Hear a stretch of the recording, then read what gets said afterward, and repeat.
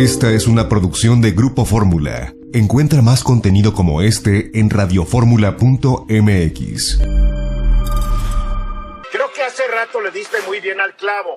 El escándalo no pudo haber llegado en el peor momento para el presidente, justo un par de días antes de que viajara, porque hoy dio un discurso ante el Consejo de Seguridad de Naciones Unidas, donde iba a hablar contra la corrupción, etcétera, etcétera. Pero yo creo que las medidas que tomó fueron muy apropiadas. Sacas el hacha y a cortar cabezas, no importa de quién, qué tan leales hayan sido a Morena, no importa. Aquí, digo, si yo no conozco a alguien que haya sido tan morenista, y ustedes la conocen, a Paula, en este programa, defendía capa y espada el proyecto de Morena, y ya decidirá ella si lo sigue defendiendo o no. Es su decisión, se equivocó. Y el señor Nieto Castillo pues hace un borronón, muchas preguntas. ¿Por qué fuera del país? Porque el pretexto es que mi mamá murió en esa ciudad. ¿Perdón? Perdón, no entiendo, ¿no? Pues mejor lo hubiera hecho en la cripta familiar, la boda en la cripta familiar, ¿no? Ya que su mamá está ahí. Entonces, mucho absurdo, la casa de 28 millones, la gente está empezando a preguntarse de dónde, y él dice fue una herencia. ¿No se han dado cuenta que muchos políticos que tienen muchas propiedades siempre declaran que fue una donación, que lo heredaron? Es increíble, los de Morena siguen iguales que los de antes. A ver, Hugo Páez, ¿qué trascendencia en el discurso?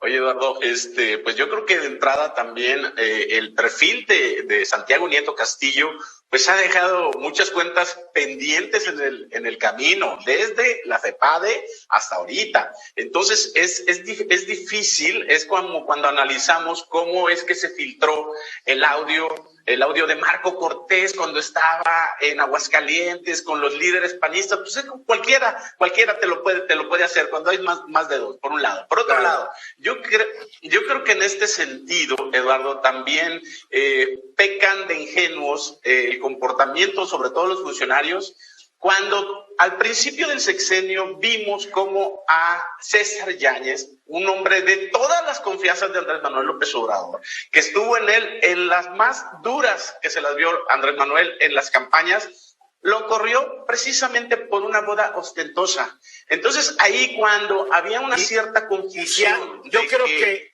Yáñez era el hombre más cercano al presidente. Yáñez iba arriba, abajo y a todos lados, era la sombra del presidente desde que era funcionario, fue jefe de gobierno, después candidato, etcétera. Y no titubeó el presidente para sacar la guillotina y ¡sop! Se acabó. Sí, por supuesto. Entonces, con ese antecedente, para mí pecan de ingenuos quienes piensan o tienen todavía duda que puedes hacer de tu dinero privado o de tu vida privada lo que quieras. Perdón, ¿pecan de ingenuos o pecan de idiotas? Pues yo creo que es una mezcla de las dos cosas, Eduardo, y de temerario. No, hay que ser idiota, perdóname, hay que ser idiota. Si ya viste lo que pasó con César Yáñez, pues no lo hagas. ¿Tú qué crees, que porque te fuiste a otro país la gente no se va a enterar? Por supuesto, hombre, por favor. O sea, pero además creo que uno de los puntos nodales también que tiene mucha repercusión en esto, Eduardo, es como un perfil totalmente político, un grillo durante los últimos 41 años, que es Pablo Gómez, llega a la Unidad de Inteligencia Financiera. La Unidad de Inteligencia Financiera es la que persigue los crímenes de delitos financieros en todo el país. Digamos, estamos hablando de crímenes de cuello blanco, lavado de dinero, cárteles de la droga y demás. Aun cuando Santiago Nieto sí tenía un proceder muy visceral, hay que decirlo también muy persecutorio, pues cuando menos estuvo acumulando experiencia en el tema desde la Procuraduría General de la República en el sexenio de Enrique Peña Nieto. Sin embargo, pero también hay que recordar acuérdate que lo tuvieron que correr de la Procuraduría porque no había dicho que en un momento había sido abogado del PRD. Sí, digo, hombre.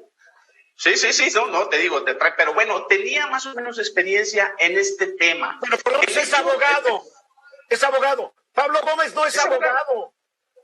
Bueno, Pablo Gómez se pone abogado, Es economista. Yo lo conocí en la Escuela Nacional de Economía en el año ya muy lejano del 67. Es un hombre muy brillante. No hay que menospreciarlo pues diciendo que es grillo. No, es un gran parlamentario y es un gran polemista y exactamente. Pero que yo sepa, nunca ha hecho nada que le dé la experiencia para ser titular de la Unidad de Inteligencia Financiera. Para empezar, no es abogado. Pero bueno, el presidente ya.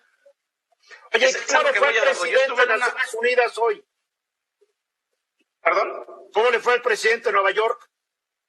Pues mira, él dio su discurso, obviamente el discurso con 3 temas, pues los que sabíamos perfectamente bien, pidió a los ricos que donaran para ayudar a 750 millones de pobres.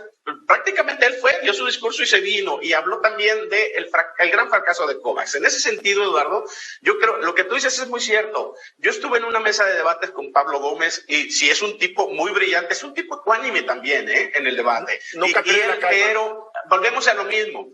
Aquí se necesita gente muy técnica, sobre todo en este tipo de áreas, Eduardo. Es como si el presidente agarrara y pusiera a Porfirio Muñoz Ledo de secretario de Hacienda. Bueno, pues ojalá se rodee de gente valiosa y conocedora, Pablo Gómez. Álvaro. Definitivamente. Mira, yo creo que toda esta debacle de la boda de Santiago Nieto, inclusive lo que pasó con Lozoya la semana pasada, la realidad de las cosas se da en un contexto, tal vez yo lo veo de manera distinta porque estoy en marketing, pero de algún modo me parece que refuerza el discurso anticorrupción del presidente. Claro. Y refuerza su marca frente a su base dura. Y de algún modo logra presentar una idea de que por lo menos él no está de acuerdo con estos actos, y eso es importante. Habrá que entender si la clase política en su conjunto o Morena sale afectada o un actor político en particular sale afectado, pero él particular, Andrés Manuel López Obrador, queda fortalecido por de repente estos 3 hechos. El primero, por supuesto, me parece que lo de Lozoya la semana pasada se configura como una suerte de línea en la arena, si quieres, pero una línea de qué se permite y qué no se permite y hasta dónde se permite, y eso creo que le favoreció. Evidentemente este tema de Santiago Nieto y que pega en carambola a varios actores políticos, pero último, el discurso en la ONU contra la corrupción y cómo la corrupción genera desigualdad y la desigualdad genera guerras, etcétera, en medio de este contexto del Consejo de Seguridad. A mí me parece que la marca de Andrés Manuel, aquí puede caerte bien o mal, el presidente se fortalece en estos últimos. Yo estoy de acuerdo totalmente contigo. Ante su base, queda muy bien. Porque hace rato Liliana mencionaba a Bartlett. Sí, pero Bartlett es lo que hizo cuando fue priista. Dentro de esta administración, el que cometió un error fue su hijo y le costó muy caro. Pero Bartlett, dentro de lo que va esta administración, tranquilo. Ramsés. Nada más, los funcionarios que ya no van a estar, de acuerdo a la nueva política, no pueden estar otra vez por 10 años, ¿no? Tienen que tener un periodo de tiempo para poder tener un puesto público otra vez. O sea, en la parte, ¿no? ¿O cómo está la parte legal? Que ya no pueden... Es que no cometieron ningún ilícito. Se fueron contra una instrucción del presidente. No subirse aviones, ser austeros. Punto, sí, pero no hay legalmente delito, no puedes trabajar por 10 años o cómo, no me acuerdo cómo está la política. Es otro asunto. No hay que distraernos, por favor. Liliana. Simplemente no estoy muy segura si queda muy bien el presidente o más bien es una estrategia de control de daños por este incidente de Lozoya en el Hunan. Esta fue una producción de Grupo Fórmula. Encuentra más contenido como este en radioformula.mx.